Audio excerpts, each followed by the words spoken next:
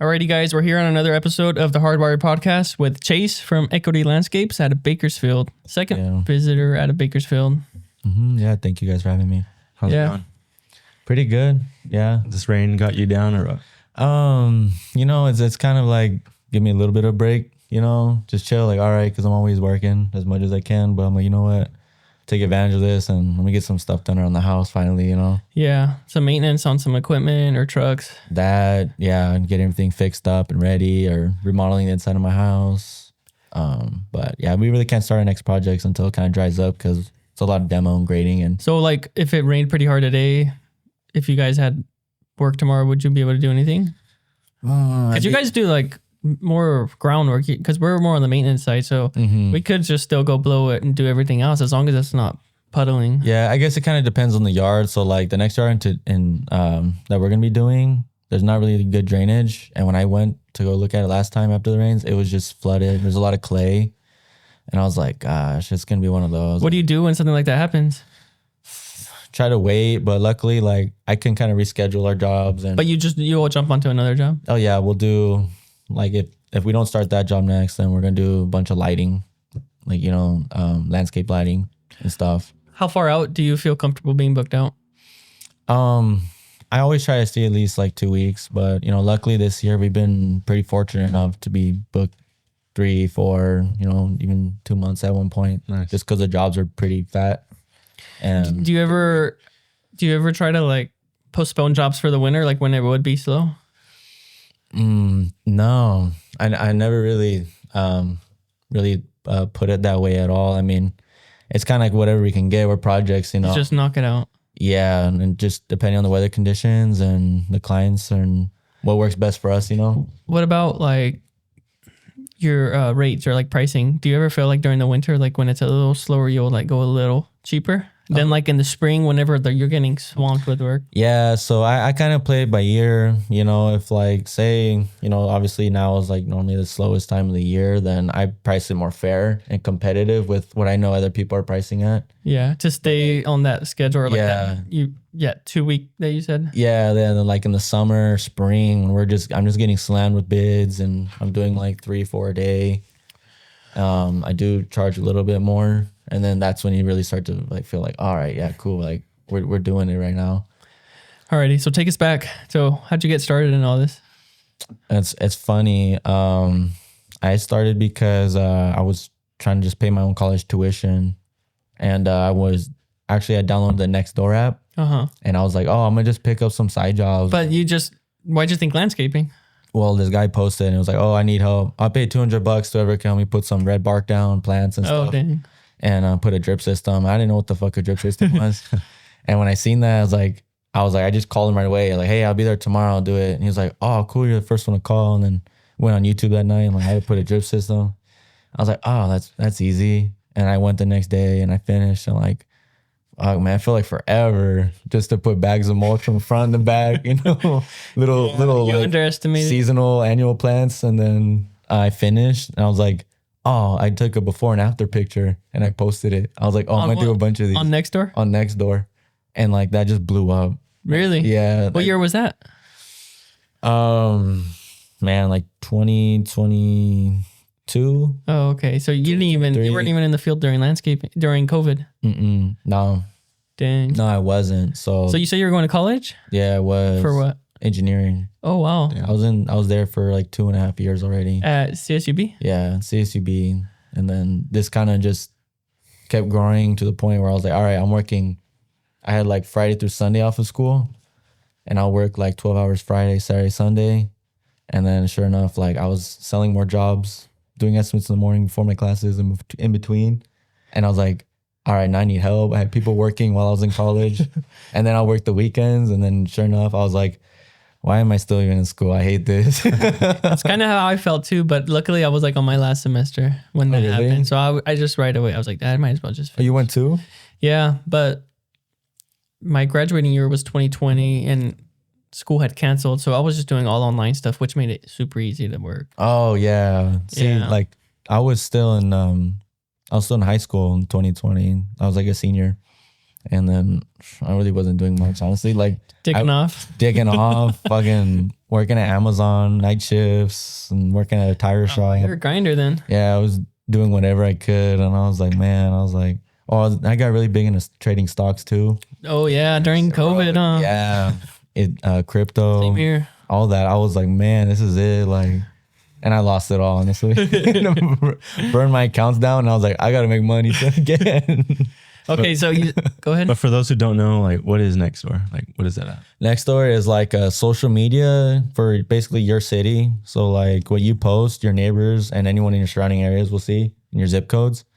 So like people on there ask for like home services, or they're reporting someone lost their dog, or It's like a neighborhood. yeah, community deal. And I was like, I'm gonna use this up.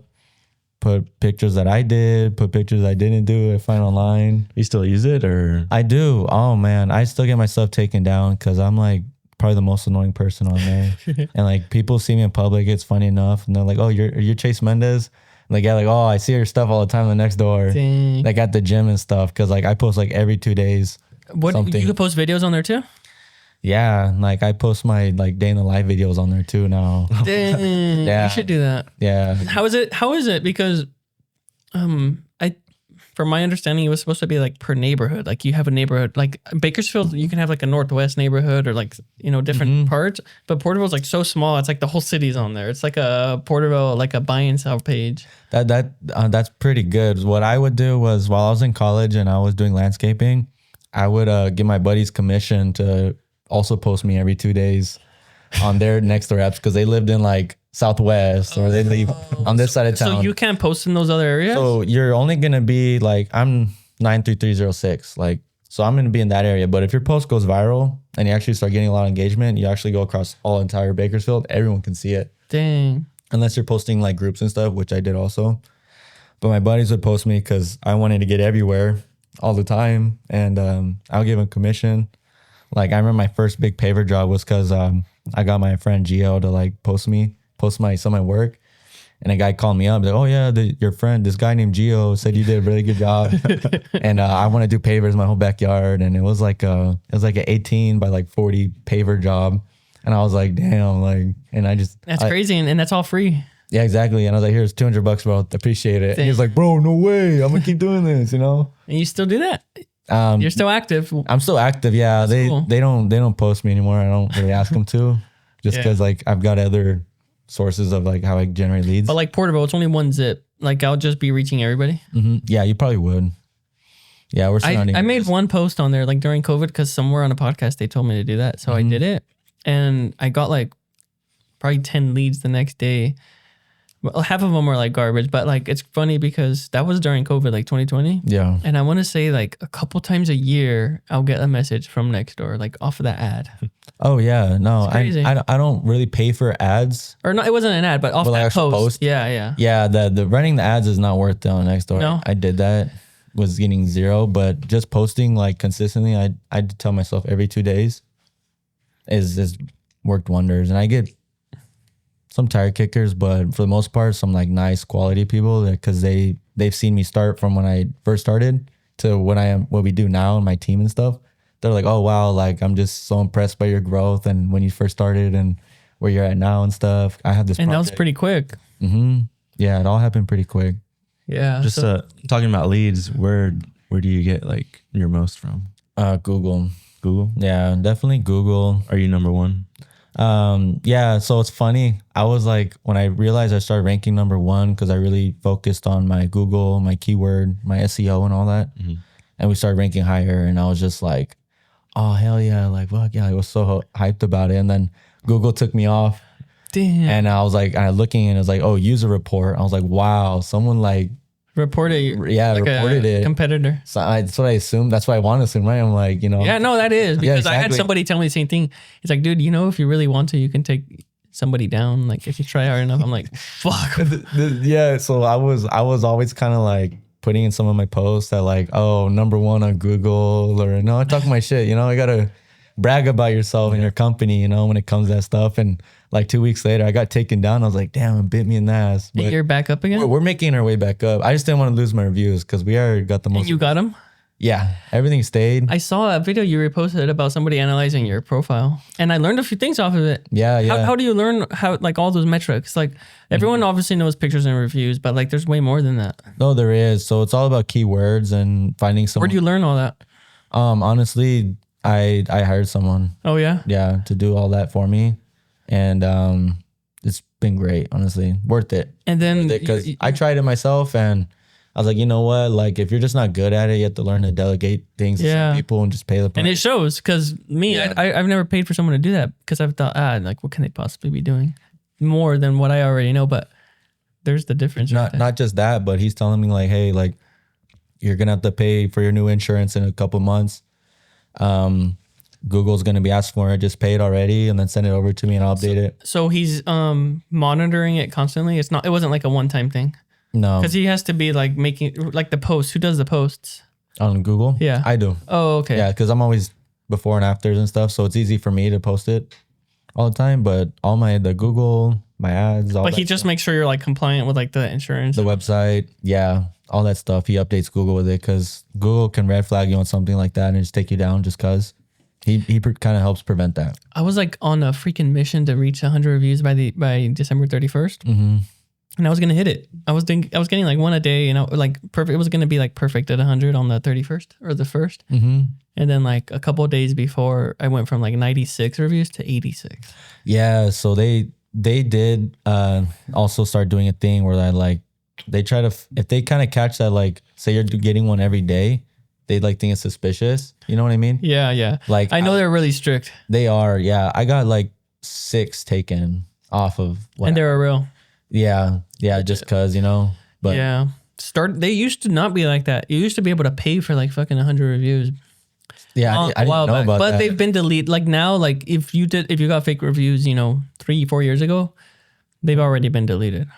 Yeah, But like, talking like 8 years ago, you could have had fake reviews. And Yelp was always strict with that because I remember I've had clients try to leave me reviews, like legit reviews, and because they had no experience on Yelp, like they wouldn't post. I don't like Yelp. And then I'll be like, how the hell do they expect them to stay on? Like, how do you get your first review? Because it's like 0 reviews, so like you're fake. Yeah, no, I mean, people that like find me on Yelp, I try to just push them to like look at my Google. Don't really look at my Yelp. Yeah. But you know what's strange? I don't know if you follow like Tigran or anything like up north. Their Yelp is like the shit. Yeah. I've talked to other people up north and they're like, oh yeah, I threw $2,000 in Yelp. I'm like, what? The Yelp? Yeah, I mean, I have at one point, I was spending a lot on Yelp, and honestly, like I spend probably like $1,500 a month now on Yelp. Damn, that's Way a less. lot. Yeah, less than what I was. And, But you don't spend on Google? I do. Oh, okay. Yeah, and honestly, I get the same amount of leads. Like, I was spending more, and I was like, I'm making my jobs specifically like yard remodel, artificial grass, xeriscape, whatever, the same, and I was not getting any jobs in that, and they're calling me every week like, oh hey, you need to start spending more, and I just block them at that point, like leave me alone. Yeah. And then I drop my price, and it's still the same, like It's like no difference. yeah, It's it's all really commission. yeah, exactly. They're just trying to hustle you, so I just focus it on social media and Google. All right, guys, quick break. If you found any value in this episode or past episodes, make sure to give us a follow. Thanks for watching. Now back to the episode. That's right. Social media, how's that going? Pretty good. It's funny, like towards the end of this year, we started picking up a lot more like views and traction, people following, and it's probably the most amount of leads I've gotten from social media lately. Are you more active on IG or TikTok? So their algorithms are both different. TikTok, you want to post more. Instagram is just more quality. Like, TikTok, I feel more comfortable posting more about my personal life, the jobs we do, the process, some updates on their stories and stuff. TikTok's Instagram's like highlights. Instagram just like my highlights and our jobs. Nothing really me. Maybe just me talking about the jobs. Why do you think that is? No idea, honestly. I just think You don't feel... I feel the same thing. It's like a little different, but I've noticed like the people watching my stuff on IG completely different from the TikTok people. So like TikTok will get you more coverage and more audience, and you'll get, I think, a lot more people, I think. But the people I've gone from Instagram have been more higher quality. Yeah, I was about to say that. You get like Good. real, yeah. Pretty good. And over here, They're just kind of views. Yeah, because you just come on their explore page and like, oh, let me just text them real quick, whatever. Yeah. By Instagram, they follow and they keep watching the stuff you're doing. And then they're like, all right, well, maybe I want to do my yard. I just moved in. Do you feel like you've gotten like a lot of trust in Bakersfield off of that? Definitely. I think so. Well, big time. I mean, for a lot of people that have seen me since I started on Nextdoor app to like now they see me on TikTok or Instagram and stuff and they follow me there too. They just think that like, yeah, no, like Chase is the guy to go to for landscaping. Yeah, that's kind of how I've been feeling too. Like just because Porterville's small, that's why I'm asking you, because I know Bakersfield's a lot bigger if you still had felt that way. But since it's so small, I feel like I've already got quite a bit of the people here, like attention. No, yeah. And that's exactly like my thing is Bakersfield's big and there's plenty of other like, you know, competitors and other landscapers that can do this stuff. But, you know, it's really like who's there and stays, you know, like I want to be present on Nextdoor's TikTok, Instagram, like every week. You know, some people kind of there and they kind of fade off because they're not actively posting. But yeah, they get like some momentum going or like motivation and then it just dies off. Yeah, no. So like, and even if like you're running short on content, like I got plenty of other clips and stuff to share too, you know, old jobs or whatever.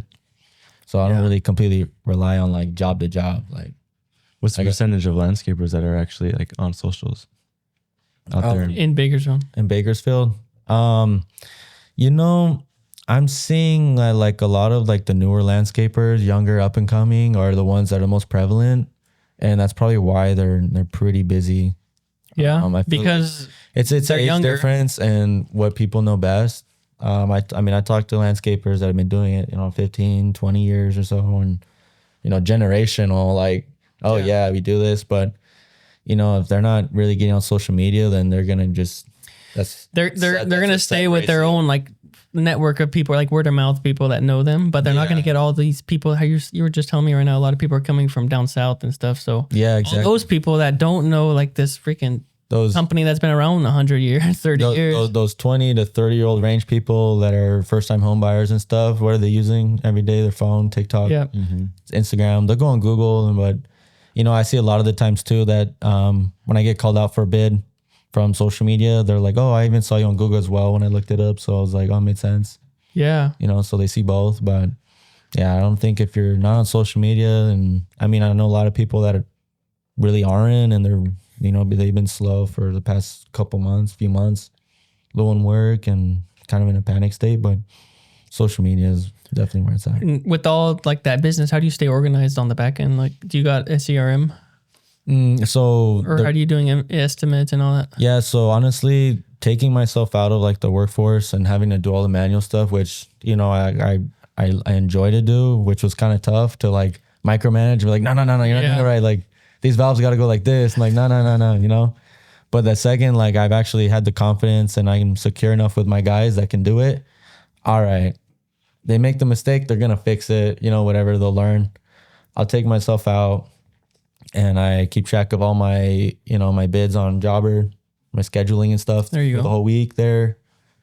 You know, and I tell people, hey, like 24, 48 hours, I'll provide an estimate. You know, if it's a bigger project that needs a design and more thinking, but I always give it to them like the day of. So I'm like, they're like, oh, I didn't think it was gonna be until 1 or 2 days. Yeah, like most people. Right. There's people like Mike Handy says, like most people accept like the first bid they get for the most part. Exactly. Or even if it's something that like I can try to close on the spot, like I'll do that and I'll just work with them, you know. Well, what's your budget? Yeah. Oh, okay. Well, if you go a little bit over, we can do this. But if your budget, you know, we can do this. I've almost felt like people doing the smaller projects, they kind of like, it's kind of spontaneous, like a spontaneous thought, like, hey, let's just do this to the backyard. And like, if you wait like 2 weeks, they're like, their motivation to do that is just kind of gone. They're like, we already spent that money on something else. Unless it's a huge project, then they're like already planning for it. But like for these like spontaneous projects, you got to get them quick. Yeah, I know. And honestly, like with those small projects now, we kind of save for like a day of small jobs. So if we have a project that's going to be 3 to 4 days, you know, Monday through Thursday, Monday through Wednesday, we'll do that. And I'll say Friday for like this.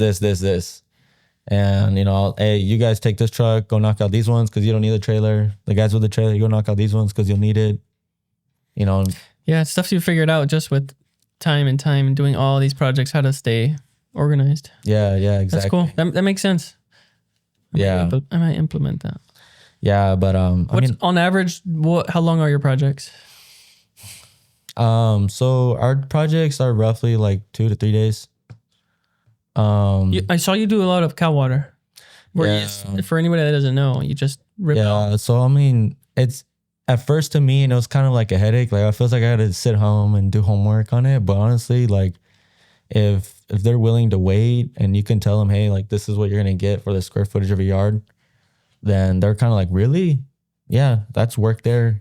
You know, not a lot of people are gonna want to sit down and like, fuck that. Like, yeah, I got better things to do. I'm not gonna sit there and draw or do a design and do everything on the website. And it helps that you do that for them. Well, I have more time to do it now.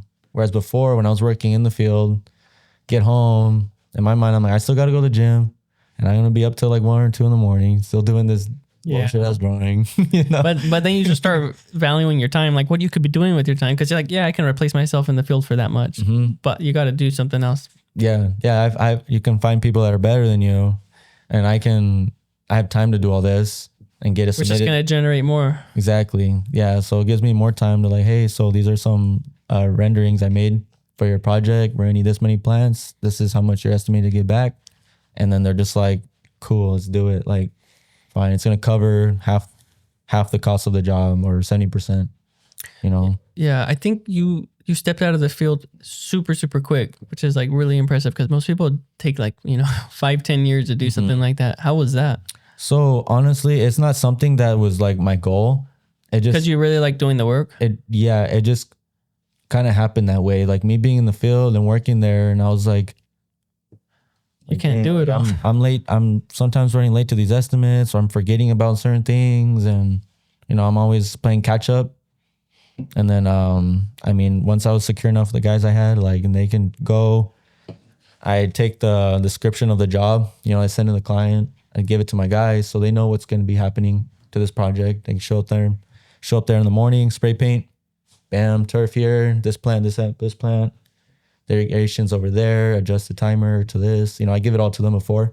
So then they're just on their phones like this on the group chat, like, oh, okay.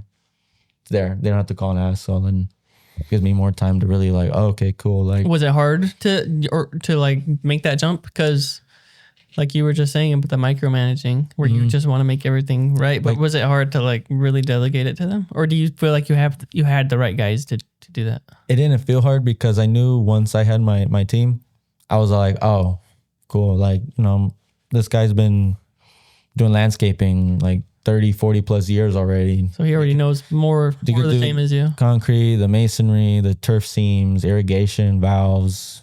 How'd you get those guys? Tree. So a lot of them came from me from Google. Another company slowed down. Just called you. Just getting laid off, calling me up. And then obviously I went through so many people and like, I'm sure you've experienced this, like, you get a lot of bad ones more than good ones, So how do you feel? How do you think your guys' culture is? Oh, you'd be like, everyone says that, like, I got an amazing team. Yeah. Like, the Ewing or the nurseries, like, hey, you guys got a funny crew. Like, they're fun. You have 4 guys, you said? Yeah, like they're very diverse, Yeah, I think that's super important and underrated because it's easy to get somebody that knows so much and just pair them with some other guys. But like for them to get along and actually get the projects done, I think. Oh, believe me, like I've had brothers work together and just try to square up in the backyard, and you got to get in there. And yeah, I've showed up and kept showing in the backyard. Dude's working with a shirt off. I'm like, what the fuck are you doing, bro? Put a shirt on. Like, you see the house we're at? Like, look how we look. We make us look bad, Yeah, you got to get guys that are just like on board with all your kind of standards, Oh, believe me. And then having someone on your team that can talk with the client and knows what the job specifics are. So if they have any questions, they feel like, oh, Chase is like the only one that really knows what he's doing here, when he can just ask one of my guys. Foreman or something. Yeah, exactly. Hey, like, he's like, oh, okay. So basically this is how we're going to do it. That's really hard to get someone like that. I'm still working at that. Yeah, it's tough. I mean, you have any or no? Any foreman? So I do. So it kind of depends. My main point of contact of, I really have like Josh, Josh, hey, like, and I know Josh is going to handle shit, he's going to make sure all the trucks got fluids, their oils, coolant's good, tires good, trailers plugged in at the end of the day, handling that. That's cool.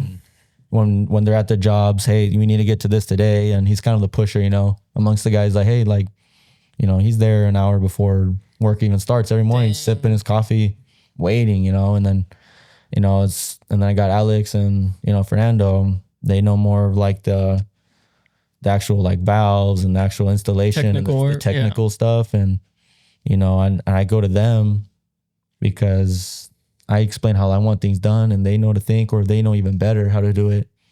Then they can do that, and then, that guy, Josh, does he know a lot of the technical work? No, or he's more of like a leader. He's more, yeah. So he's taken that up, honestly, and he may not know the most, but as long as you have someone you can really count on, that's what I was gonna say. Because to find somebody that's literally just like you, the good leader and good technical worker, it's freaking hard. But if you can find somebody that can just manage those guys, like I think when he started working with us, it was his first landscaping job, but at his prior jobs, he's always in charge and of other stuff, and then came across him and he's kind of proven himself. And the only reason why I got him is because my other guy, Jesus, he called me up and said, hey, like I only did gardening and stuff, and I'm willing to work in with you. And super reliable guy. He's my driver, got his license, drives the trucks, he trusts him with his equipment. And he's just a worker, dude. Can count on him. He'll be there every morning, knock it out, never late. So he was like, hey, I got this friend that, you may, if you need an extra guy, I know there's 3 of us, but, you wouldn't want to try him out. I'm like, yeah, bring him out. And I was like, dude's a worker. He may not know nothing, but like, fuck yeah, he's a fucking worker. I was like, keep him. That's how you build a team. You know, you can have diverse people. Like, this guy's really good with the shovel, can fucking do anything I put him to. And then you got somebody that's like good with the client, and you just pair them together, and it makes a good team. Yeah, if you can hire on... I'd always kind of choose on like your character over your skill. If you have the skill and you can do it all, but if you're a douchebag and you just create a toxic work environment, you don't need to be here. I'm fine working in and doing that for now. But if you can find someone with some good morals and good character, honestly, that's all you really need. You can always train that other You can train the skill set and all that stuff, and which they know. Like, they didn't know how to do any of that stuff until I brought them in, show them how to do the seams, the valves and stuff. They were like, cool, run a line over there, put a drain, put over there and put a 90 sprinkler over there, Yeah, same here. I think like 5 of my 7 guys came with 0 experience. Mm-hmm. Yeah, and it's like I've liked it that way. And because the people that I've got with experience, like, they usually don't work out. Right, because the guys that have experience are working somewhere already. They're still looking for work or whatever, is for a reason. I've thought about it, Yeah, and then not only that, they could come with like bad habits or like just wrong ways of doing stuff. And then I had like this one guy always comparing, like, hey, we used to do this over here. I'm like, well, dude, you're not over there. Like, you're here. Like, you're here. Oh yeah, believe me. Like, and I've kind of been even the opposite. Oh, we do it this way. Well, at this company, we did it like this, and I'm seeing the way he did. I'm like, yeah, well, we'll do it that way. That's pretty good. Yeah, I guess you're teaching me, because my background, I didn't really. My family didn't come doing this, or I didn't. So I'm learning too. I'm still pretty young, and it's nice to see other ways of doing things. Yeah. So I'm like a sponge. I just want to absorb it all. I think that's another thing too. Being open to stuff is very huge, and not being hard headed. Because I know everyone might be open to stuff like in the beginning, but let's just say once you gain some confidence and then you like become close minded, like, you're fucked. Like, exactly. You have to have that. When you stop learning is when you start growing. Exactly. Yeah. And for me, like, growing up, I've always been asking questions. I want to know, or in the know of things and how things are done. So like, I feel like that played a benefit with starting business. And man, I'm always just trying to learn something or do something different. Who do you watch right now? Where are you getting most of your business knowledge? Man, like, it's not really anyone in specific. Like, I know there's like Tigran or like Virgil, but honestly, like, what I gain inspiration from is like what people have already been doing in my town. Oh yeah. I look at it. You talk to a lot of people? Oh yeah. Like, if I meet someone from another company, I'll start yapping to them, talking to them, whatever in the game, because they're in my area, me talking to someone as a business in LA County and they're doing jobs, 100,000, it's like, it doesn't apply to here because, what are our average backyard remodels here? You know, they're pretty straightforward. You could do them in 3-4 days, you know. It all kind of depends on the area. And I look at what other guys are doing, you know. Buddy, what about even off of the trade stuff, like back end business or structure, sales, any sales skills that you might get from anybody else? Or you're just developing all that on your own? I just feel like a lot of it I've kind of developed on my own, you know, and just from learning that from others like around me, you know, that are maybe in other industries and stuff. Are you part of any groups or networks? Yeah, like I'm in Go Gang, Tigran, and I won the dump trailer. Oh, you did? Yeah, I won. I won a dump trailer. Wait, what year was that? This past year. There was somebody else from Bakersfield that also won. Yeah, I know him. Yeah, Luis. Yeah, he won one, and then I joined the group, and I was like, all right, fuck it, like I'll pay, and I was like, I'm only gonna pay to win that damn dump trailer, bro. Like, how did that go about? You didn't go to one of the meetups? I did, yeah. Oh, that's how you won it? That's how I won it, yeah. Like it's on a video and everything? Yeah, it is. It's on his page. It's even on my Instagram too. It's so hilarious. But I was on there and then I remember it's like, hey, like in this month, we're going to do our next giveaway. I'm like, all right, I'm going to join. I'm going to go win it. And what was it? What did you do? We did egg toss. Just like whoever. You teamed up. There was like 20 of us. And then you grouped up with someone. I grouped up with a guy from Arizona that did like pavers and turf, you know.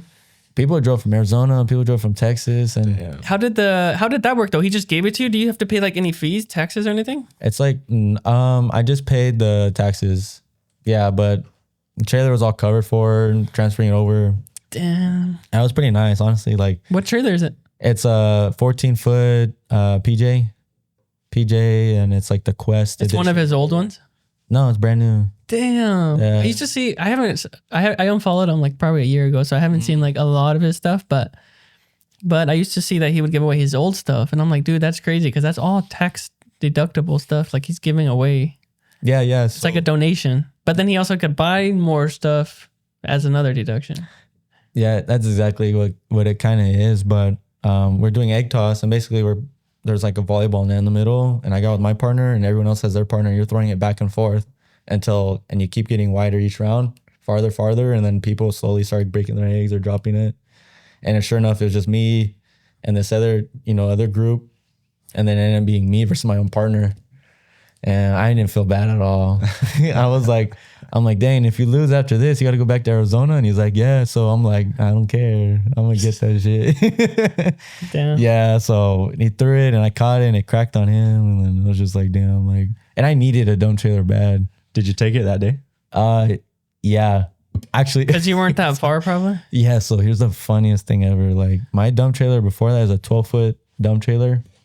And we ran it so low with the hydraulic fluid and it burned it up, shot air onto the lift and it wasn't doing its thing anymore. And then when I drove up there to win it, I drove my Camry, my car. Dang. Because only a truck I had at the time was a F450 utility bed dually. And I was like, I'm not driving that fucking monster all at San Jose. Like, it's just going to break down. So you didn't go with intentions to win. No, I knew I was going to win. I was like, I'm going to figure out how to get it back, though, because there's no way they're going to give it no one else. And then when you got a down-ass homie, I called him up after, and I was like, hey, bring the Tundra down here. Help me get this trailer. I just won. Hey, he was like, I'll be right there. How far of a drive? It's San Jose? 4.5 hours. Damn. He drove there and we got back and the truck broke down on the way back into Bakersfield.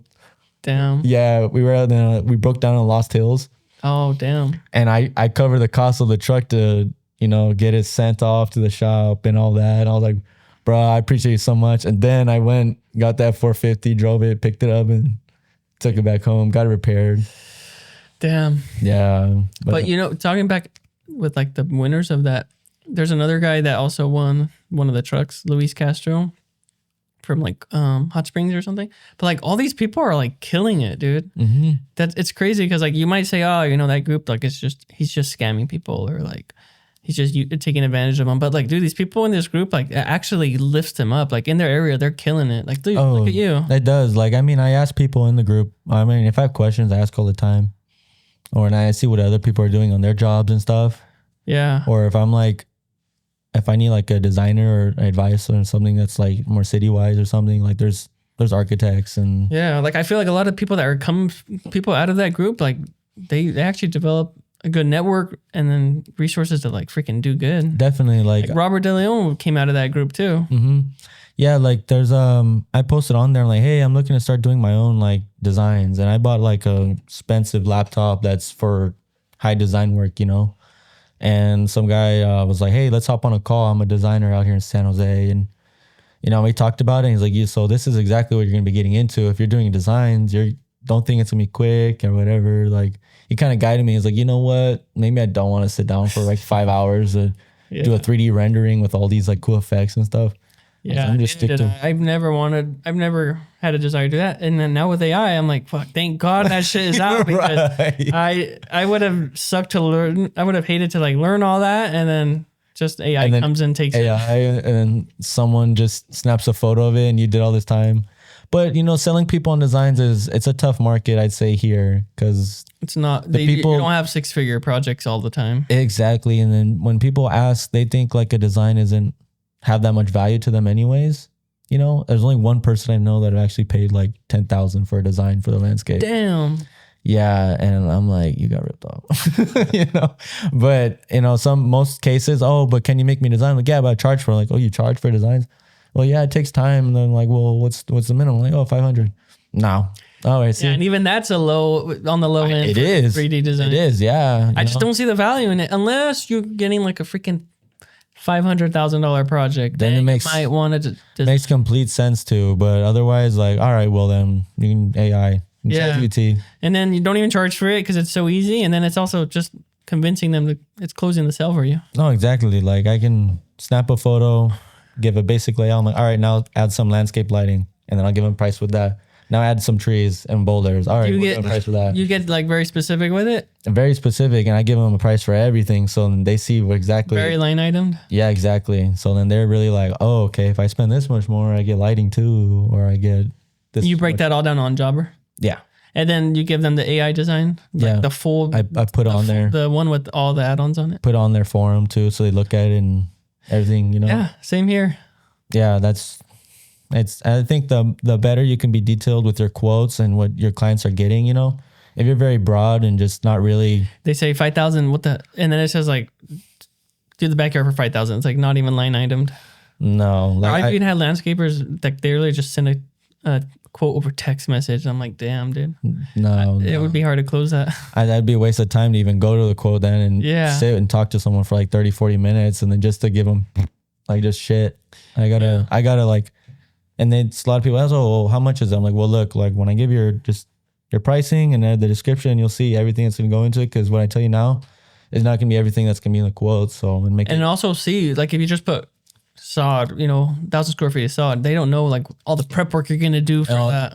And you could put install sod, but I could put rotor tilling the soil before installation and implementing proper soils of manure, compost, clean soil blend so there's no weeds.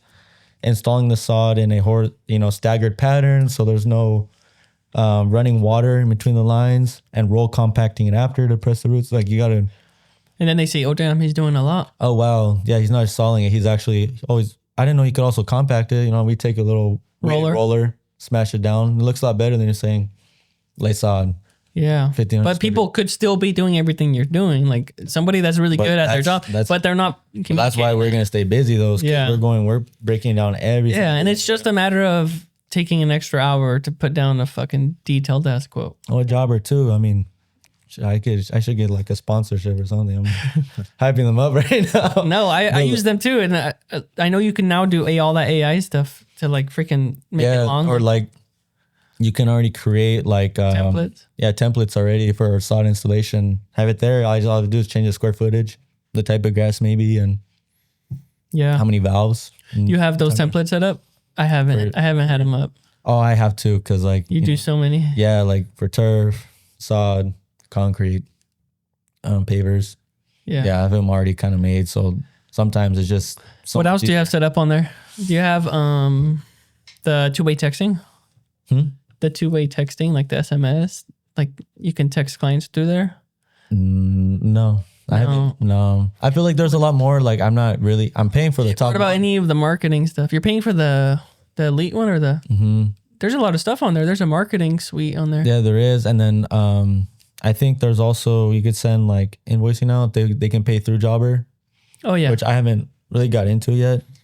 Yeah, we do like 100% of our invoicing through there. Really? But it's because we have, 170 clients for maintenance. So it's easy. Way easier. Yeah. And they're all on that? Yeah. With probably like 40% with the card on file. Wow. I'm trying to get that to like 100. Yeah, dang. Yeah. I need to probably do that then, because I mean, I've used that. I use other stuff, for payment methods, but yeah, no, it's a lot easier. But I know you do more projects, so it's a little easier to keep track of it because it's just one and then done one. And then yeah, but if you're doing month over month over month, and they have a portal, they'll see all their payments. Like it's just way easier. Oh, that makes complete sense. I mean, for me, it's like whatever pay method they're comfortable with. They want to finance. Yeah, but if let's just say they're doing like an $8,000 project, I probably wouldn't have them pay through Jobber because you're gonna get hit with that 3%. Oh yeah, exactly. Probably just Zelle or check. Something. Yeah. I'd much rather that, honestly. And they tell me that. I'm like, no, let's do it like this because otherwise I'm going to charge you. Oh, no, I don't want to. Okay. Yeah. You have it, There's times where I do have to do something like that, but it's because, I don't know. They're like far away or something. I mean, it's part of the game. You can't run away from. Or sometimes I just need something quick, like that they want to pay on the spot right there. And I just have to all right, tap your phone. Boom. Yeah, tap to pay. Yeah. Yeah, I know. I'm ready. I'm just kind of, all right, whatever. So let's talk about the jobs you get, like landscape jobs. Mm-hmm. In the beginning, like what was the biggest like flop or fail that you like learned from? Man, there's plenty, dude. Like just starting and doing things on my own, like, and I look back, I'm like, dude, you were doing all backwards.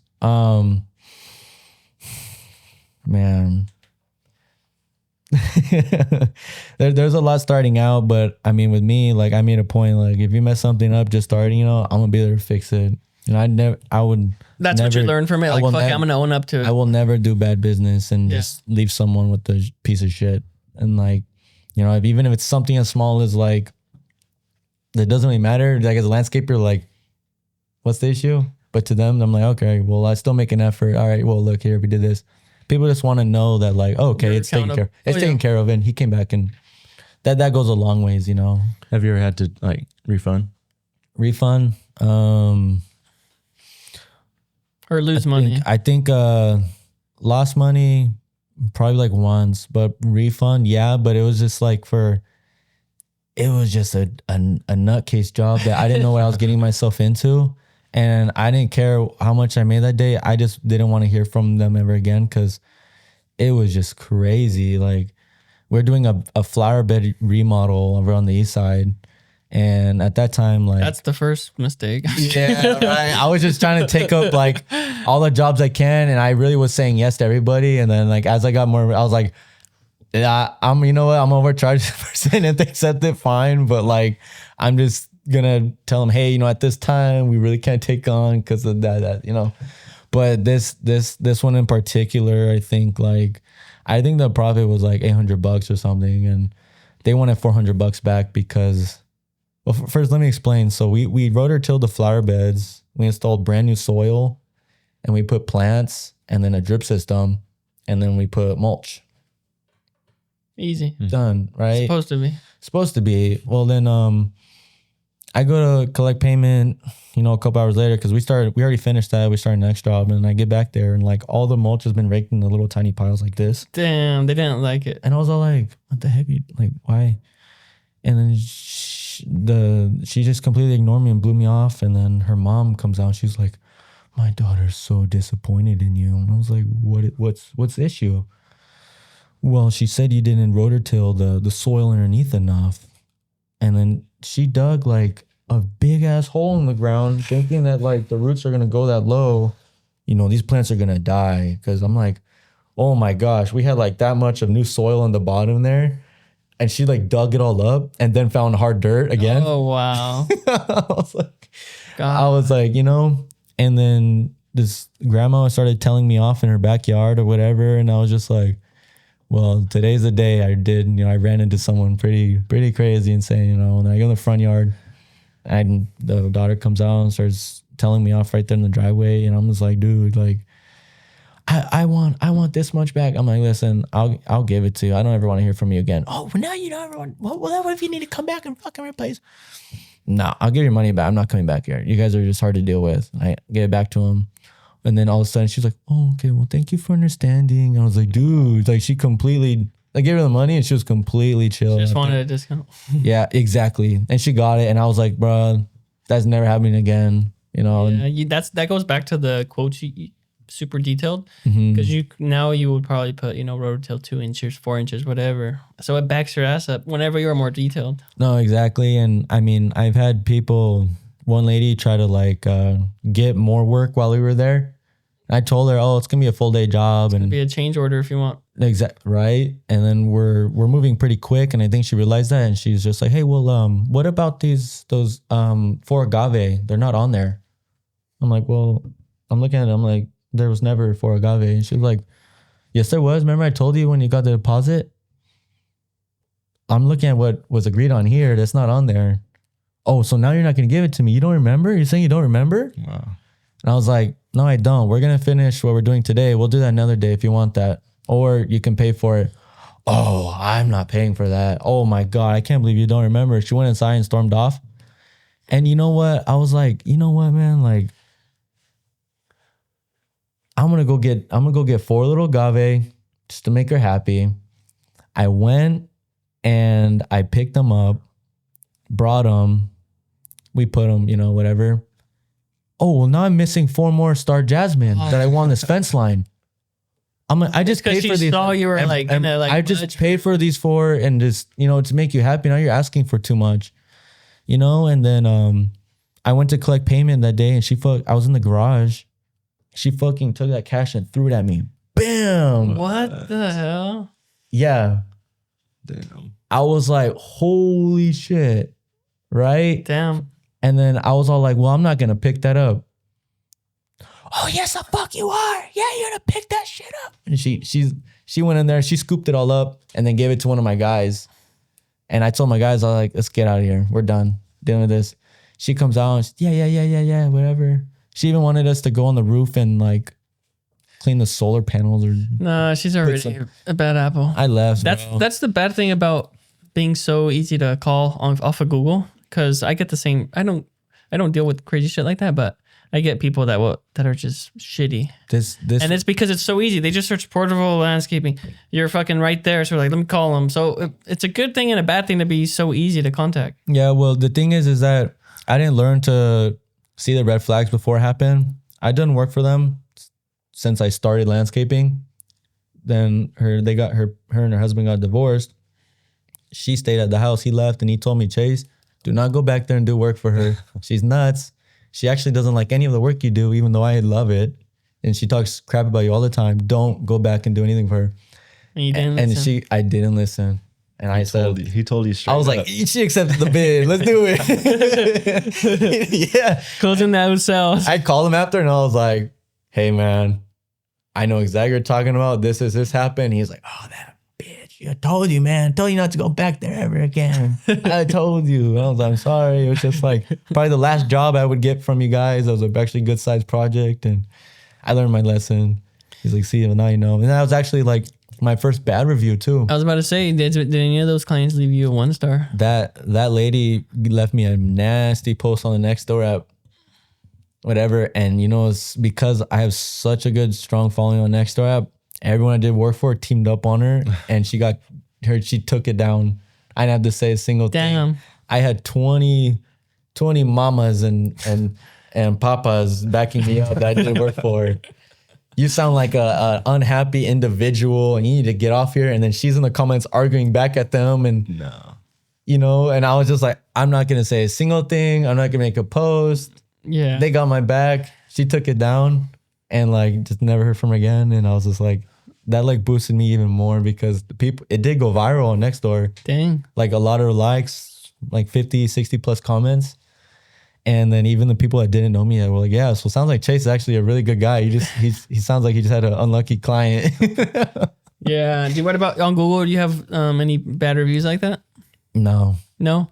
No, it's so funny. I think someone like purposely left a bad review and it was like from someone that like I didn't even have a info. It's a competitor. Damn, they hate you. Yeah, they do, bro. I mean, I hear about it from our supply stores or nurseries, and like, What do they hey, say?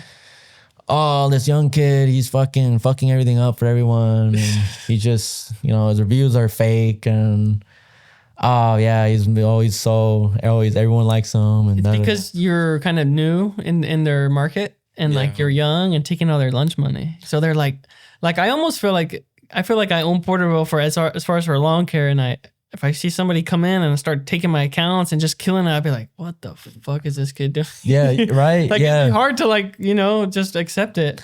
Yeah, and so someone left the review, and then the guy who works with me on my Google stuff, and he notifies me right away. Hey, like, who's this? I'm like, I have no idea. And the review was something about, oh, I called for an estimate, and he showed up and was completely rude, and he never gave me an estimate, and he stopped texting me.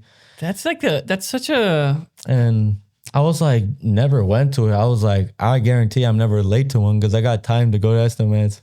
This is my time frame from here to here. I'm there, Yeah, I've heard that's such a cliche review. Like I see that on a lot of people's pages, like rude, and then didn't show up or didn't get back to them or ghosted them. That's like a lot of the 1 stars, but I think they're fake because the first thing that the company would reply is like, hey, I don't have any track record of working with you. Yeah, so I mean, we just filed the claim to Google, and then they just took it off because that's cool. It's just like, luckily, I've never had to deal with getting one deleted. I didn't know you could do that. Yeah, you can. So yeah, we fought it. Well, the guy who helps me with that is just, no, we're gonna get this taken down. It was taken down in like a day.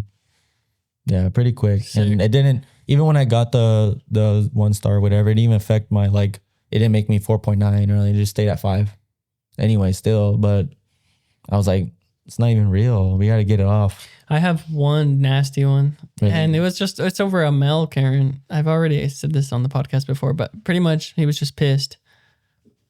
And it was legit, right? It wasn't like I knew who he was, but I just like pretty much backed out of the job. Like, dude, this isn't going to work. And like he left a review like how I left him hanging and such. I hadn't even performed any work though. Like, oh yeah, like we were still like in the process of like day one, and like we just didn't get to that. But he left like this long one, like caps and everything.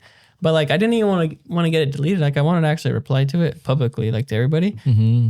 Just like being like super respectful and just like showing that like we don't tolerate disrespect, Yeah. And then like owning up to it, like, yeah, we didn't do it because we value respect. So like pretty much you weren't respecting us, so like we're not gonna work with people like that. Dude, like the hardest. I mean, I tried maintenance. We have like a monthly maintenance, right? And those people are jobs that we've already remodeled their whole yard for, and they're completely like low maintenance. And then we just like, hey, just have us out once a month to do this. But like those days are just knock out all our monthlies, and then any junk we have in my yard or throw it in the trailer. It's kind of nice little refresh, upsell, this month we're also going to do this. Do you want us to do that while we're there? Yes. Okay. Put on the list for the guys when they do the route. Do this too at these houses, But man, I try to get more monthly maintenance clients, and like, gosh, it's so hard to do maintenance with some people, dude. Like, yeah. And it's not like because I'm always there, and I walk with the client and say like my foreman or something. Hey, so like we're gonna do a walkover on this job. They're gonna be our monthly maintenance. Here's what to expect. Put in the notes, and there's their sheet that I send them. But man, I'm just like, I'll be honest. Your crew that does installs will probably not be able to like do good at maintenance. Like they have to. It's a completely different line of work. Like my guys doing projects are not doing maintenance, and other way around. Honestly, yeah, that's what I think it is too. Because so that's probably what's gonna make it hard for you. Yeah, and I mean, I one guy he did run a crew at another maintenance company in town, but even then, like, because we're doing mostly maintenance, and they do these, they probably don't think like as far as I think, and you got to think what the customer sees, and when they walk out, you can do a job, and then you forget this one little thing, and it just stands out from whatever the client may not like, but it's kind of tough, and I don't know if I will continue to have it. I was like, I like to get enough work without it, but the clients I have right now, I'm happy with them. Like you feel like you would. Do you like the business model of like a recurring revenue? I do like it, but I want to find something else. Like, because as pretty far as much the recurring, difference is you have recurring revenue. It's like lower margin, but the work's secure. it's secured. On the other hand, projects, it's like you got to fish for the job after job after job, but it leaves you with more profit. But at the end of the day, it's probably the same amount of work. Like this is a headache to like make upkeep, and then this is a headache to always be like. Yeah, I feel like I'm always more just like focused on getting the next job and selling, keeping the guys busy. Yeah, then you should just focus on that. Yeah, that's all. Until you get that so dialed where it's like just clockwork that you can like actually focus on the maintenance stuff to build that up. Yeah. But like the clientele I have right now for the monthly maintenance stuff, I'm just like, I'm cool with them. We don't have any issues. They're always happy with what we do for them. And, they actually like really actually pretty close with like, the guys that go and do their jobs, their maintenance and stuff. Oh yeah, Josh was wonderful today. He helped me with this, that too. I was here. Yeah. So yeah. But yeah, maintenance, I bought like one lawnmower. And like for one like monthly maintenance job, like, oh, we only want to mow our lawn like once a month. Dang. And I was like, you know what, maybe this could be the start of something. And I was cutting grass. I was like, fuck this, bro. I'm wasting my fucking lawnmower. I gave it to one of my guys. Like, hey, who wants this lawnmower? We're not cutting grass anymore. Yeah, mowing's a long-term game, dude, because in the beginning, it's a lot of work for what you're going to get. But you have to just stay out dug it out, and in the long term, like you can grow it. But it only makes sense at scale. Like to have just a few clients, it's kind of hard. Yeah, I know. We probably have like 15 monthly clients, and then they always want something extra to do, and then I feel like it's all right, but for now, just the projects. Are you doing that like one day out of the week or a specific day, like on schedule? I tell them like so we're project based. We'll be there the first week every month. And it's always most likely like a Thursday or Friday, something, and they're like, okay, yeah, just let me know whenever the gate's open.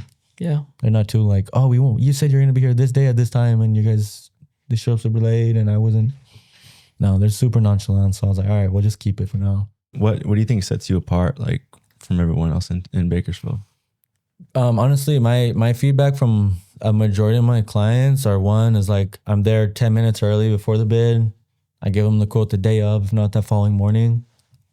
I'm very going into detail in my design, but I'm also there just not like landscaping business. I'm more there also personable, getting to know them, talk to them, find something in common to talk about, while I'm there, and just create that sort of like relationship to where like if they feel like they don't go with you, they're like, damn, I'm kind of letting them down because I feel like we. What about once you get in there already? Like once you're working for them, like what kind of stuff do you do to like for them to like leave with a super good experience?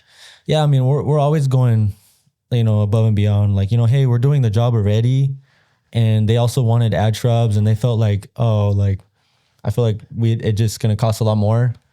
And we're doing the job, and I know like margins are good. I'll get some plants, hey, I also did this, a little extra. Some people like I give like a hoodie or a hat to after we're done. Like, hey, like I really appreciate you, you've been a great customer to work with. I even got you like a company hat, and like funny enough that like, they sometimes wear it, and then people, hey, like I just saw this dude like wearing your stuff over here and da. I'm like, really, who? Like, oh, this guy. I'm like, oh, that was my client. Like, work from, but not just being just strictly business. Yeah, exactly. Like you gotta chill, get to know them, talk to them a little more, Yeah, I know Bakersfield is like pretty big compared to here. Mm-hmm.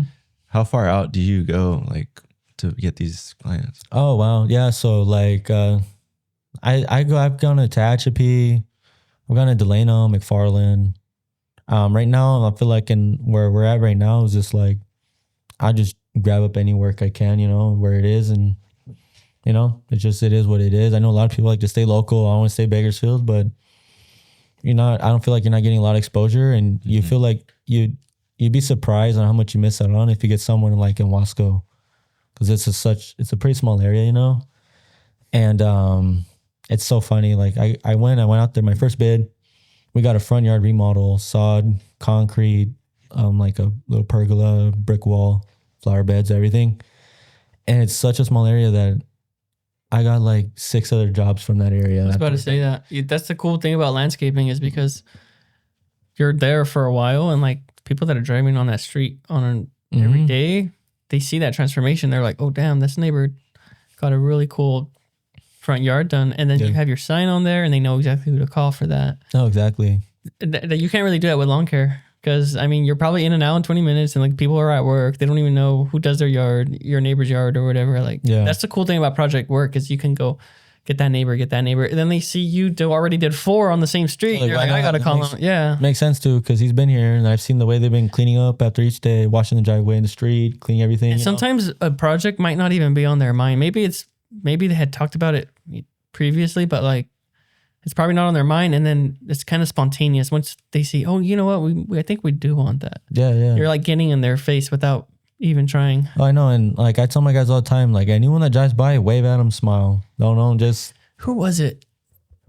I forgot who it was on Instagram. They say that every time they start a project, they like knock all the houses around, but they don't sell them on anything. They just say, hey, we're going to be doing projects for the next few days. Like, I'm sorry about the dust and the mess and the trucks, but here's my business card. If you ever need us to like move a truck or something, just please let me know. Like, you don't even sell them on like, I'm going to, offer this service to them. Like, you just tell them, hey, here's my number in case our crew's fucking up, period. Yeah. And then they have your number, and then they see you killed it on the job, and they're like, you know what? This guy's badass. No, believe me, I've done that. So there, I wouldn't say I'm consistent with it, but there's areas where I feel like, okay, I'm going to do that.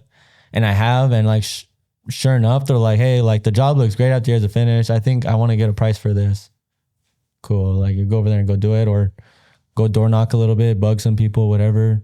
Or just sure enough, like, someone just slowly cruising by or walking their pet. Where it's like, hey, how's it going? Oh, doing good. And then they're asking about the job, whatever. I'm like, oh, you live in the area? Yeah. Oh, here's a card. Take it. Have you figured out like any technique to like that just works really good?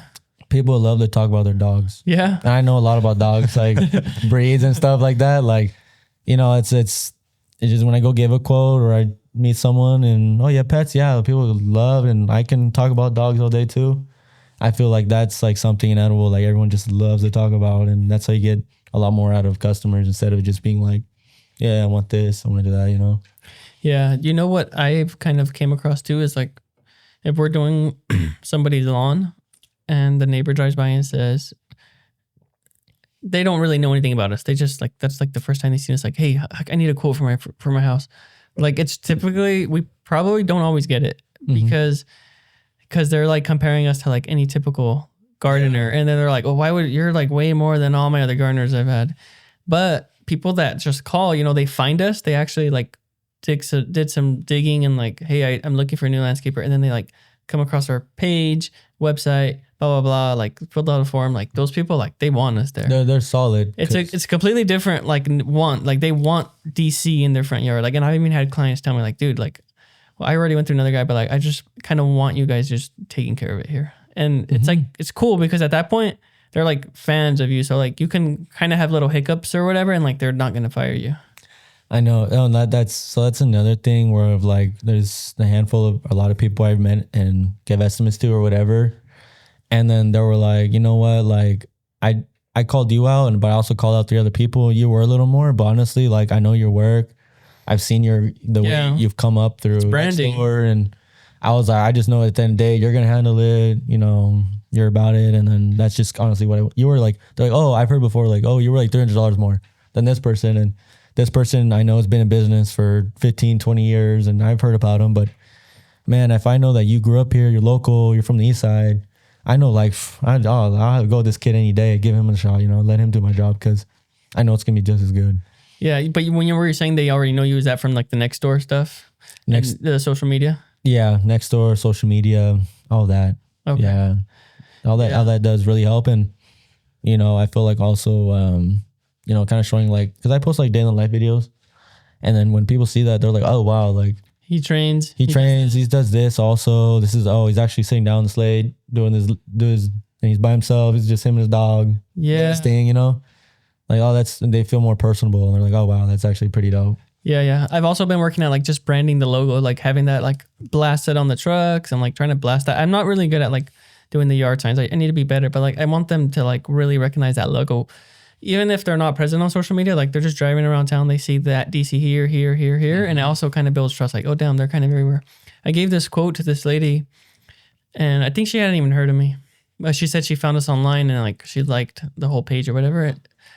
But like it was kind of expensive, so like she was just like, let me think about it. And then when she called me back, she's like, hey, that same day you left, like I went to Target and I saw 2 of your trucks like on the way. Like I hadn't even heard of you before I found you, but like you guys clearly see you guys are everywhere. So like I kind of trust you guys, and I was like, damn, that's crazy. Yeah. And like we only have 2 trucks doing maintenance, so it's like she coincidentally ran into both, but she probably thinks there's a lot more. I feel like that's super important. You know, at first I was always kind of like, I don't want to like be super loud and driving around town and, you know, worried about my guys driving like idiots and getting a call or leaving me a bad review and stuff. Like that stuff you think about as a business owner, but you know, there's more good than bad to that, in my opinion. It weighs it out. So once I got started branding more, leaving a lot more signs up everywhere I can. If we're in that neighborhood doing a job, then I'll put them like in the common areas outside that area, you know, put it here in this corner. Yeah. Where I think someone's not going to get out and like mess with it, you know, or do something. I've even seen people, that's why people do mascots, like a dog or something, because it's easy for people to remember like that mascot associated with that brand. Oh, yeah. So like your logo, it's like a mountain with like some tools, but like it's hard to like, it might be hard to like recognize that logo. Mm-hmm. That's why it's like DC's like kind of easy to like kind of like remember that logo. And sometimes like that's why they'll do the mascot, because it's easy to like recognize. Yeah. And at the job where I mean, I have a canopy with all of our logos and everything. So every morning the guys know to put it up. Just bam. It's just loud. It's in the front yard. Yeah. Big black canopy with a bunch of colors and landscaping, the services, phone numbers and stuff. So like when we're there, like, you know, we're there. Yeah. That's cool. But I recently just got my, my main work truck wrapped, the trailer, the utility boxes, all of that. And honestly, like the amount of like people I get now, like texting, calling me like, hey, yo, I seen your work truck. That's pretty dope. So it's game changing. Yeah. Yeah.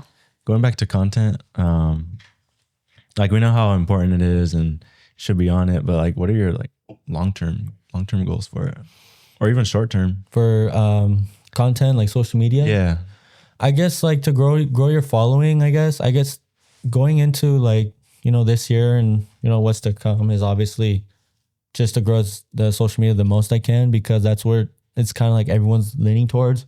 It's what everyone's using every day, anyways. You know. Mm-hmm. A lot of new homeowners or people that want to remodel their yard are using only social media. So I kind of want to dial in better on just like producing more and more content, like probably like every day on TikTok, which like lately I've been just like, it's hard to find like motivation to just like, man, I got to post about it. Like, I don't even have any ideas, you know? Once you flick the camera on, you're like acting like you're all hyped up. Like, so we're going to do this, you know, but I don't just that I want to dial in more on that, because I feel like not only once you build your brand up, then maybe, you know, that can lead into something else social media wise. Like I had a company like send me a free pair of boots. Did you guys ever? Yeah, they sent the boots. I thought it was pretty dope. I try to get them to like send me boots for my whole team when we're doing videos. That's what I was gonna tell them. Like, hey, I'm only gonna do it if you send me freaking 10 pairs. I feel like maybe that can lead to something, you know, like more people like, you know, free boots from getting paid sponsorships. Yeah. You know, you can go. I didn't do it. I don't want to do it because kind of looks, I feel like it's going to like kind of look tacky if I'm just like selling out to like this boot. I've never heard of them. Mm-hmm. Were they good boots? They're decent. Like, see, I don't know. I'm going to do a video, you know, but then I was like, you know, it's the first time for everything. Yeah. In my mind, I'm like, it takes away from like what we do. And the people are like, oh, wow, look, he's getting, you know. Yeah. But I was like, you know what, like, it could lead to more possibilities. You never know. Do you have like a specific, like, I guess, target for like what you're going to do? Because I come off as like, I'm trying to like educate a lot of people. Mm-hmm. Oh, yeah. Instead of like just entertain or like just show before and after. Like I'm just trying to also like educate. I don't know why. Like, I don't plan for them to kind of do the work, but it kind of just showing that like I know kind of what we're doing. Yeah. In hopes that I'll be, this kid kind of knows. Let me just hire him. Yeah. So that's what I kind of want to do. I want to stay more on the educational side, so that people probably more likely to take you serious. I don't think I'll ever get into like skits and like, you know, doing shit like that, because it kind of takes away from. Yeah, but there's different strategies. Sometimes that'll work. Yeah, there is, and I'm sure it does. But I think really like people just want to hear what you have to say about. Yeah, at first I was when I was he does my content. So we're always like thinking of like how to like kind of content we were going to do it. And I was always like, it's a good quality though. I always wanted to like show the projects. Like, hey, I'm just going to just show them off. We did this, and that, and that, and that. And we do that, but I don't do enough projects for all my content to only be that. So like, that's why I was like, you know what, let's talk about this. Let's talk about that. That's how that came about. So when I seen that you're talking about, was it like some plants or you're talking about like grass? I was like, you know what? That's giving me that I could do that also. Cause I was looking at like people I know or follow. And I was all like, if I'm running out of ideas, I could also just start talking about like this thing in specific. Yeah. Down may not be the whole project, but like, hey, this is why we suggest this native plant. It's called a hopseed shrub. It's good for privacy hedge, you know. You can even do it with like pavers. Like you do a lot of that stuff too. Yeah. So like stuff like that. So I was like, oh, okay. So like that's something this year I want to start doing more, to post more. But you're like cranking out a lot of projects to where you could just do walkthroughs. Yeah. I could talk about like the during and the after. I feel like you were doing like at least two or three projects a week. Yeah. Like that. I felt like that's what it was on my feed. I'm like, dude, this guy's just pumping out a bunch of projects. Yeah. That's what it was. Yeah. And it still kind of is. We're doing like 2 projects a week now, you know, but yeah, I would love to do daily content. He's always trying to convince me to do it, but I just feel like I don't have the energy and then also the work. But if you have the time, like since you're off the field and everything, I feel like daily content would be game changing. I got a tripod in my truck and it's just so hard to like set it up and record myself doing it. I was going to ask you who films it for me, like, or I have my guys, but like they do some stuff. But you're talking, you're like recording me.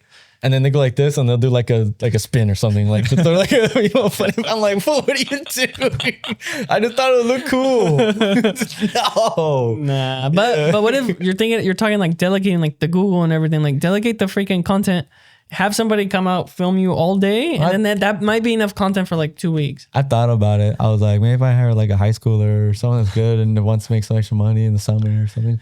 Yeah, that'd probably be doable because I mean I get a lot of people that like went to my old high school that are there and like, hey, like. But somebody that even knows it, like Sam, like somebody that can film, edit, and upload everything, you know. Yeah, I mean, I can't think of anyone though. And you'll go to Bakersfield? Are you from here? Yeah, I actually went today for a potential client. Oh, really? Oh, actually, okay.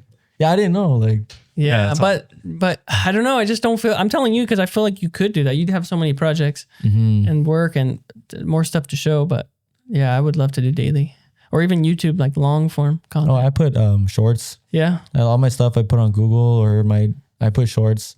I'm not like as consistent with sometimes like I forgot, but that's just the way. I only do it because that's how the Google algorithm works. Then when you put shorts too, Instagram's your main your baby though. Yeah, I'm trying to like grow that more but TikTok has also been pretty good. Cool. Yeah. Cool. Yeah, because it's all about like building trust, you know. Yeah. Like showing what you do and how you do it is like being in front of your potential client is pretty important. Oh, they want to know like how you do it. Yeah, no, yeah, definitely. All right, we can kind of wrap it up with like some personal stuff. So I see a lot of your content is like around gym. How's that? How's your fitness journey been? Pretty good. I mean, I grew up always being like super active, like, you know, like sports. Like my first sport was like jiu-jitsu. I was for like 6 years, and then I got into competitive like soccer. I traveled. I've been like Florida, Texas, Indiana. Nice. There's business owners that were like that, and then like once they get so caught up in the business and like busy, like they don't make time for the gym or to like eat right. How have you been able to balance that? I have to go. Like no matter how tired I am, like I just need to just have my thoughts to myself, and that's my time, you know? Yeah. I like going to the gym, and then I was even doing like MMA, jiu-jitsu still sometimes here and there just to stay at it because I really enjoy that too.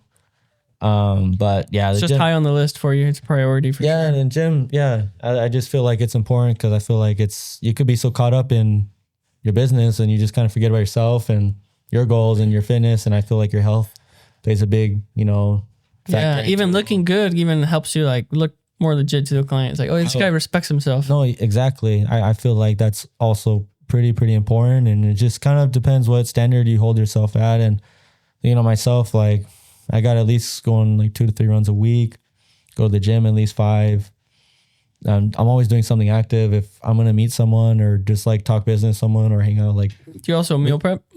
yeah. So I was doing that all myself, but I have someone that makes it for me. So like Really? I get like 18 meals a week. I get Nice. 3 to How 4 do you do meals a that? day. I'm interested. Yeah, so he hooks it up. He goes to my gym too. It's all homemade stuff. But I get like ground beef, steak, and tri-tip. Those are my 3 protein meal And he options. gives you that on a weekly? Yeah, so like every Monday or Tuesday he drops it off. And when I go to the gym at night, I pick it up there. Nice. That's 18 meals a month? A week. Oh, shit. A week, yeah. So I probably spend like $168 or 168 to 180 a week. And I have those meals. So like I'm not up super late cooking and washing dishes. Like I've never thought about that business. yeah, no, it's honestly it's been a big help. A lot of people that like People that are busy and they really value the meal prepping, that's a no-brainer. oh honestly, like because I tried meal prepping and it tastes like shit. I don't want to fucking eat this. And his is good? It's good, yeah. Just fucking sauce, and then I got my carbs. You know, it's sweet potato, regular potato, and like pasta with it. You know, and he switches it up and throw it in there in 3 minutes. Take it out, eat. Is it the same stuff every week? Yeah, yeah. Or you can switch it up. He has a different menu, a bunch of stuff. That's cool. Yeah, he hooks it up. Yeah, so like. How is the pricing? Is like a fixed price, like for how many meals? Yeah, it depends how many meals and what proteins you want. If you want like shrimp and fish, it costs a little more. And he even delivers. He could deliver too, yeah. Yeah, nice. So it's yeah, his name's Ben. By the way. But honestly, like before when I first moved to my house and I was meal prepping myself and cooking super late, I was like, man, I'm going to bed around like 2 a.m. every day because by the time I go to the gym, it's like 6 to like 8 p.m. The estimate like 9 to 10. And I got to cook another hour and clean up. It's another 40 minutes. Yeah. You know, so I really value my time, and that honestly gives me more time to do my quotes and do other things I need to as well. What about any other personal goals as far as like business? You have any other businesses in mind or want to get into any real estate, stuff like that? You know, I feel like... you're really young. You're 23, you said. So yeah. You have a long road ahead of you. I feel like right now I'm just still in the building stage, so I don't want to like jump into a bunch of things yet while I'm still trying to grow my baby, you know? Right. Get that smart, like just an unstoppable force, and I know 100% like got everything going. Like this year I'll be getting an accountant, and then you know CPA, and then you know that's gonna help me more on the back end of things and my write-offs and stuff, and try to make it more as legit as I can. You know, so eventually, you know, I like to see what there is, but right now this is my main focus. Besides that, I think definitely like real estate and stuff. Like the place I got is a fix up, so I completely remodeled all the interior. I'm doing all the exterior next. And then I want to take the equity out and then rent it, you know, and then I'm going to build an additional unit to the property as well. There you go. Like another living area. So then, you know, I can make the most out of it as I can before I move on to the next and repeat it, you know? So yeah, I'll be done with this house probably like this year. And it's been like a year and a half since I've had it. 2 years. Nice. Yeah. And remodeling and stuff. So I feel like that's also something you want to get into long term. Do you feel yourself like ambitious or like a serial entrepreneur, or like you just like starting up businesses, or you're kind of more on like you said you have like an engineering background, so you probably like the intricates, like all the numbers and the math behind it. Yeah. So a lot of stuff it does kind of help, and like using like programs. Like I used to use like AutoCAD and 3D modeling stuff, like because I could do that stuff. Yeah. I used to use that for like landscaping, and people were like, "Oh my gosh, that's dope!" Like you could do all this stuff and the square footage and then like now more that I've gotten into, I'm like, you really don't have to do all that, you know, like it looks cool on paper, like, oh, dope. Sometimes you might, if you have like, you have to do permits or stuff like that, maybe, but for like simple stuff, nah. Yeah. But I mean, not just that, but I also do like, you know, stocks, and I have like a Roth IRA, you know, I try to max out every year as well, you know, starting when I was like 18, first thing I wanted to do. So, moving forward, I think definitely want to get like a big enough yard and stuff, and just keep making the business more legit. I need to start something that also complements my business, you know. So like what I'm doing now can also translate over to other things as well. Like what? Like easier. Like, I know what you mean, but I want to see what's on your mind. Like renting trailers out or something, and I can also use them. Or if I have a big enough yard, I rent out spaces to other people that need to store stuff, you know, stuff like that. Or like even like a maintenance route. I mean, it's easily doable. Yeah. You know, but there's a lot of options whenever you got equipment or space, like a yard, you can do. You got guys that can do stuff. More importantly, when you have a good clientele database. Exactly. Like everyone on job, or you can, if you want to do it, like I had thought about like pest control later on. Like there's this, they got freaking 500 people in job, or like they can just market to them. Oh, exactly. Yeah. I mean, like a lot of those people too, like, if like our recurring clients or people I've done work for, like, well, you know what, we could pick up, my guys want to work Saturdays too. Like, all right, well, let me just send a for the junk removal stuff too. Text blast. Hey, like we're doing this. And I'll have a full day. I have like, weeks of work, and like, all right, on Saturdays, then you guys could do this too. It's not even landscaping. I don't advertise it, but I'm like, you guys want to stay busy? I'll keep you busy. We got people, that need other stuff done. Cool. Anything else? No, I think we're good. Alrighty. Yeah. So thank you so much for driving up, another Bakersfield person. So that's like about an hour drive. So we appreciate that. Yeah, of course. Yeah. Thank you for having me. Where can people find you? You guys can find me on Instagram, Facebook, TikTok, Google, and Equity Landscapes, or my personal. It's Chase Mendez, and I kind of just show like the background of doing my business work and what all goes into it and what I do in my day-to-day life stuff. So cool. Alrighty, thank you. And that concludes this episode. If you guys found any value in that episode, please go ahead and show some support. Follow us or like this on whatever platform you're watching this on. We do this for completely free, so all we ask is for you guys to show support so we can continue to bring on better guests and better content. Peace.